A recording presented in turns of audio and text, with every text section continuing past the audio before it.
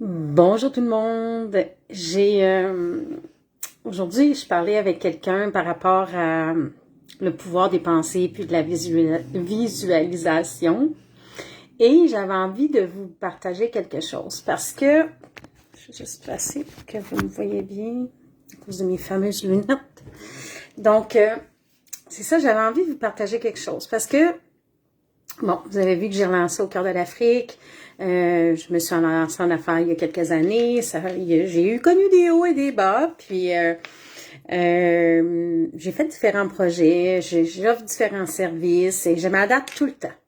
Et il y a des gens qui me disent des fois, Annie, ça a l'air tellement tout le temps facile pour toi. Tu réussis tout ce que tu entreprends. Eh bien, petite nouvelle, ben non, c'est pas toujours facile.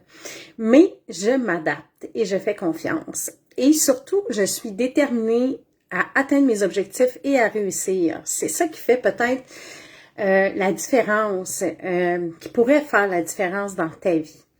Puis, si je viens de partager ça, je vais pas te parler hyper longtemps, mais c'est vraiment pour t'amener dans la conscience de ce que tu es capable de créer à travers tes pensées. Parce que, il y a quelques années, j'avais suivi un coaching, puis je vais te partager un exemple hyper concret. En 2019, quand j'ai décidé de lancer le projet au cœur de l'Afrique, j'étais excitée, hein? J'étais vraiment excitée. J'avais travaillé en développement pendant plusieurs années. J'avais travaillé aussi en direction d'entreprise. J'étais directrice d'une grosse résidence pour personnes âgées à Lac-Mégantic. Donc, j'avais géré des gros dossiers. J'avais géré des beaux gros dossiers, des dossiers de développement au niveau de la municipalité, de la MRC, en fait, avant d'être en direction d'entreprise. Ce qui fait que j'avais quand même une certaine expérience pour la gestion des projets. Mais je n'avais pas d'expérience pour les projets à l'international, comme aller travailler en Afrique, aller travailler dans d'autres cultures. Mais c'est ça. Je souhaitais réussir mes projets. Si bien, ce que j'ai fait d'abord, c'est d'aller me chercher une coach qui allait m'aider à me guider pour savoir comment installer, premièrement, accueillir ce qui devait être là pour que je puisse réussir ce projet-là. Et dans les exercices qu'on a fait, un des premiers qu'elle m'avait proposé, c'est la visualisation. Puis je connaissais le pouvoir de la visualisation parce que ça faisait vraiment très longtemps que je faisais de la visualisation.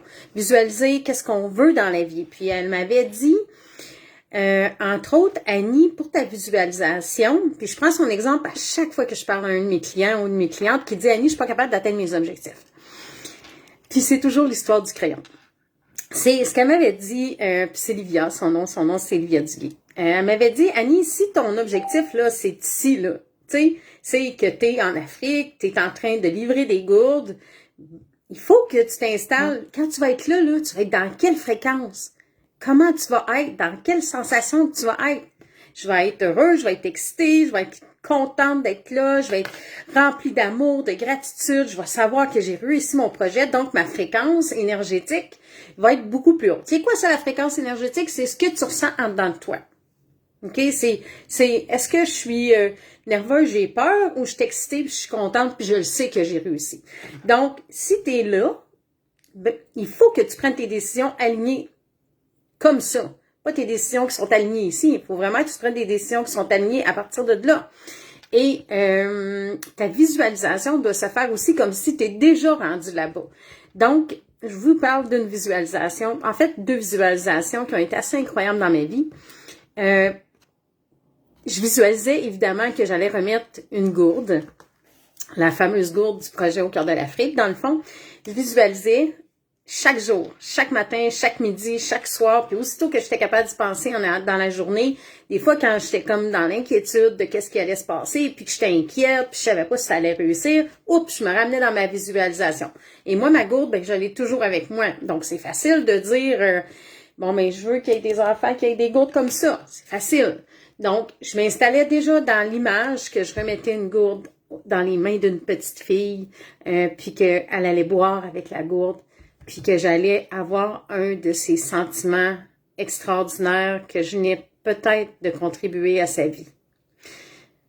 Et quand je suis arrivée en Afrique, quand j'ai remis la gourde à la petite fille, la première que j'ai rencontrée, elle ressemblait, mais de façon incroyable à la petite fille que je visualisais et que je n'avais jamais vue dans ma vie. Jamais vue dans ma vie. Si bien que j'ai reconnu le pouvoir de la visualisation. Et en 2021, on savait qu'on allait rénover un dispensaire médical. Donc, je savais ça depuis 2019 en venant. Quand j'ai fait dans l'avion, je suis revenue dans l'avion en 2019 au retour du Togo. Puis là, j'étais comme, bon, OK, je veux faire un projet. Je veux qu'on rénove cet hôpital-là. Je veux qu'on rénove cet hôpital-là. Ça me tient à cœur. Ça a été construit par mon pays. Je veux mettre de l'argent. Je veux réinvestir puis honorer l'engagement de mon pays à aider cette région-là du monde. Donc, tout de suite, j'ai commencé à visualiser, faire des visualisations et j'ai visualisé que c'était dans un autre village. Donc, j'ai visualisé que j'allais rencontrer le chef du village puis que j'allais y remettre une gourde, à lui aussi.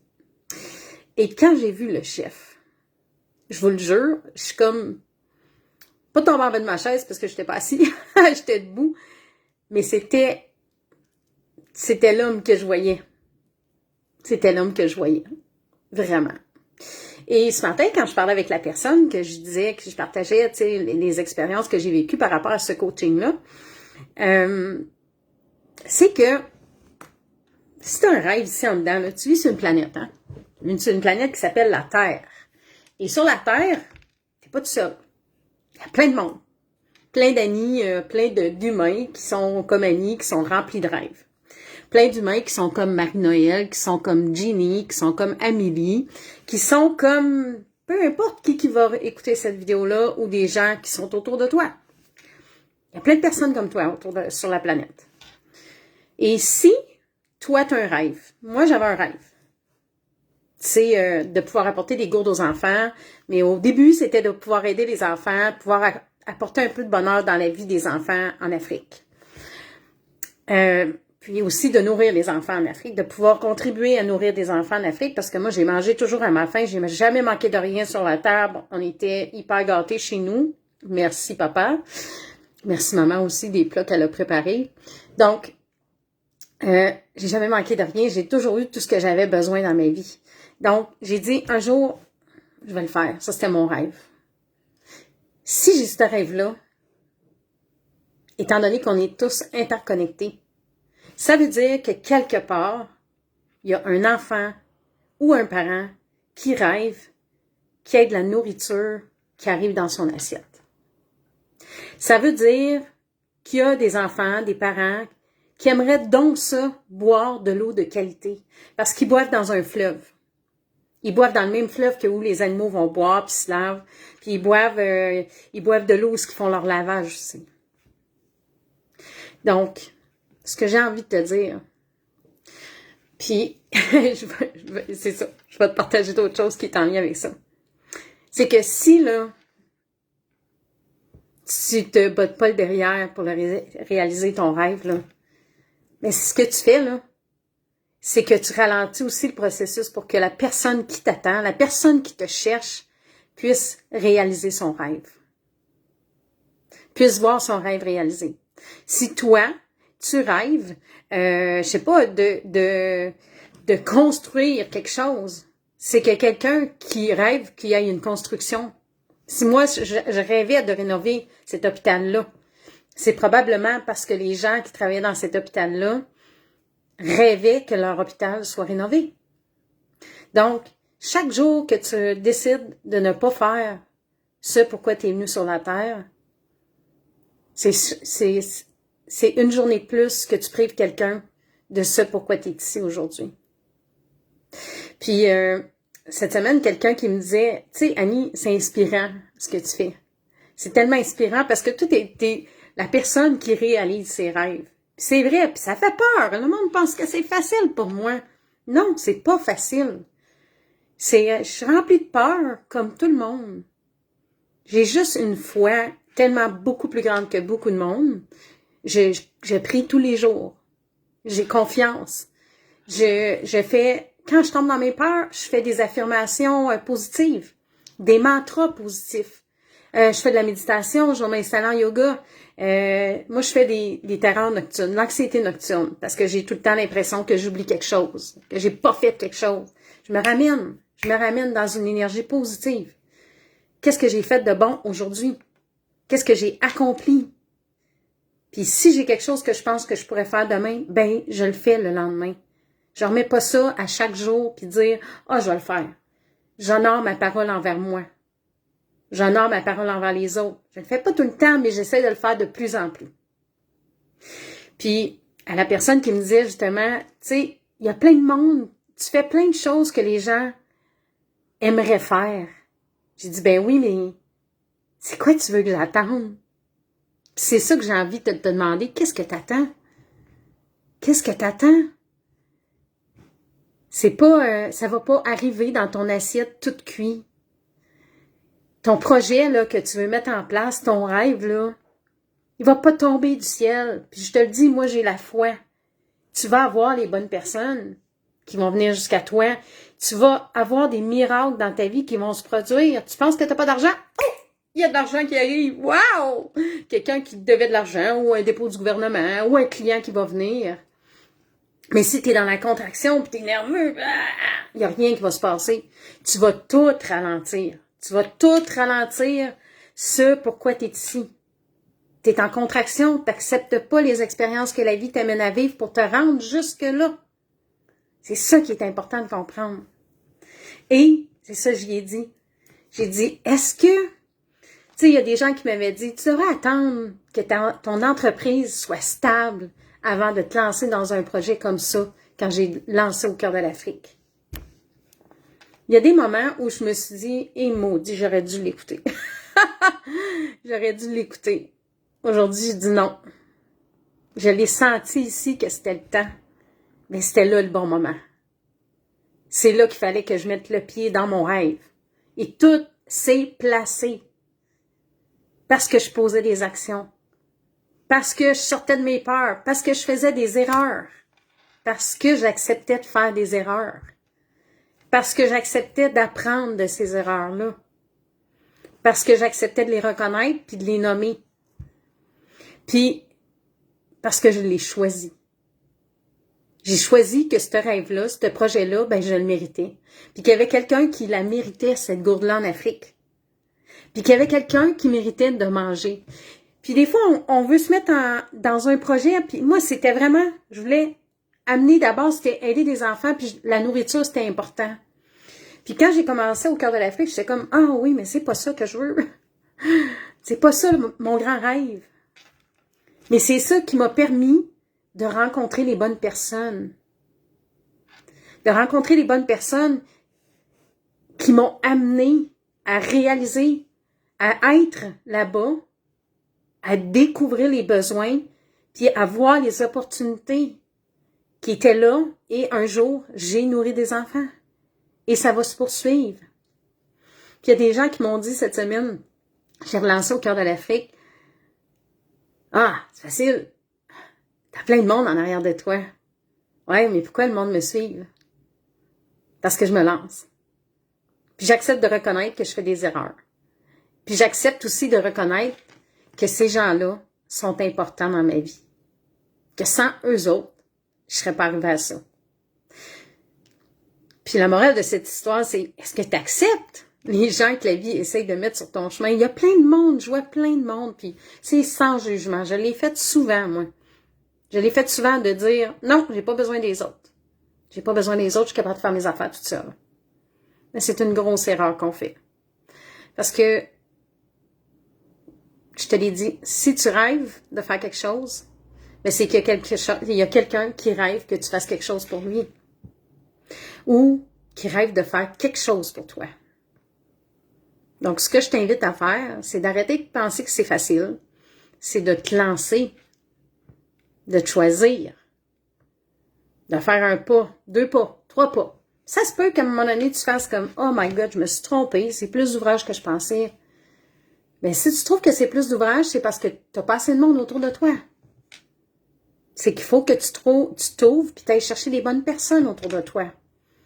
Les bonnes personnes vont être là si tu fais confiance que la vie va t'amener les bonnes personnes. Donc, Voilà. Puis la personne avec qui je parlais, elle disait « Hey, c'est vraiment hot! Ce que tu cherches, je te cherche. » Mais c'est exactement ça. Puis si tu as un service à offrir, ben c'est la même chose. Si jamais tu t'affiches nulle part, comment tu penses que les gens vont savoir que tu es là pour eux autres? Il y a sûrement du monde qui te cherche. Qui cherche ce que tu as à leur offrir. Un produit, un service. Mais si tu sors pas de ta zone de confort, puis que tu n'es même pas fier, puis capable d'affirmer ce que tu as de beau à offrir, tu penses-tu qu'eux autres vont le deviner? Jamais. Si j'étais restée chez nous avec le projet Au cœur de l'Afrique, là, puis moi, je dis souvent au monde, ben, il y a du monde qui me disent, hey, t'as du guts, toi, tu fais des vidéos sur Facebook. Puis il y en a des milliers, des millions de personnes qui font des vidéos. Puis je vais dire, comme mon coach cette semaine, Stéphane, il disait, hey, moi, je me souviens que les premières vidéos que j'ai faites, je me suis dit, oh my God, j'ai partagé ça, moi. Hey, colique! Ben, moi aussi, je me suis dit ça un jour. Puis je me le dis encore, des fois, je fais des vidéos ou des stories, puis je fais comme, oh my God, j'ai fait ça, moi. Ben, c'est correct. Puis c'est quand on est capable d'afficher notre vulnérabilité, puis qu'on arrête d'être parfait, d'essayer d'être parfait, que les gens nous suivent. Parce que si on est trop parfait, là, ça fait peur. Ça fait peur parce que les gens sont vulnérables, sont pas parfaits. Puis si on donne l'impression que nous, on est parfait, ben les gens vont pas nous suivre. Les gens vont pas nous suivre parce qu'ils vont faire, je serai jamais à la hauteur de cette personne-là. Je serai jamais capable de faire ce que cette personne-là fait. Puis je vous le dis, je l'ai fait. Il y a des bouts où je pensais que, ben je pense pas que j'étais parfaite, mais j'avais peur de dire que j'étais pas parfaite. J'avais foutrement peur de ça. J'avais peur de dire, hey, j'ai besoin d'aide. Ce que tu fais là, ça m'inspire. J'aimerais ça que tu me guides. J'aimerais ça que tu m'aides parce que moi, c'est mon rêve. Mais je sais pas par où partir. Je sais pas comment faire. C'est ce que j'ai fait un jour. Puis, je peux vous dire qu'il n'y a pas une journée où je regrette ce que j'ai choisi. Aucun. J'ai aucun remords. Aucun regret. Même si j'ai fait des erreurs, c'est ces erreurs-là qui m'ont mené ici, aujourd'hui, avec vous, à vous partager ça. Et ma belle aventure se poursuit. Ma belle aventure se poursuit et je ne suis que dans la gratitude d'avoir parcouru ce chemin-là pour continuer. Donc, ce que j'ai envie de te dire, c'est go, vas-y, fais un pas. Puis si tu as juste envie, là, tu sais, qu'on en parle. Hier, il y avait quelqu'un sur une formation j'ai partagé que, tu sais, je faisais des projets en Afrique, puis elle me dit, hey, tabarnouche, c'est mon rêve. J'ai dit, ça te tente, on fait juste se parler, se faire un appel, tu sais, pour que je te donne des pistes d'action, des pistes de réflexion, comment faire pour te lancer. Puis, si tu sais pas c'est quoi tes objectifs, écris-moi un message en privé, je vais juste te donner un peu des pistes que moi j'ai utilisées, qui m'aident vraiment au quotidien, des petits trucs qui m'aident. Moi, là, je suis une fille de cahier. Si tu voyais mon bureau, j'écris, je note, je renote. J'ai des post-it, des crayons de couleur, j'ai des outils technologiques. Mais j'ai plein d'amis aussi qui sont là, plein de belles personnes qui m'aident à avancer à chaque jour. Donc, ça me ferait plaisir si je peux juste donner le willing de le faire toi aussi. Parce qu'il y a quelqu'un qui te cherche. C'est sûr. Fait que, voilà, c'est ce que j'avais envie de vous partager. Je vous aime, puis j'espère que tu vas t'aimer autant que je t'aime, puis que tu vas te choisir, parce que c'est pour ça que tu es venu sur la Terre. Puis chaque fois que tu te choisis, ben, ta lumière grandit, puis tu deviens inspirant, puis t'aides d'autres personnes à reconnaître leur lumière, puis à se choisir. Donc, est-ce que t'aimes mieux être un phare éteint, qu'il y a un avion qui crash dedans, ou t'aimes mieux être une lumière qui va allumer une autre lumière, puis qui va faire qu'il va y avoir encore plus de lumière sur la Terre? C'est à toi de décider. Donc, bonne fin de journée. Je vous embrasse.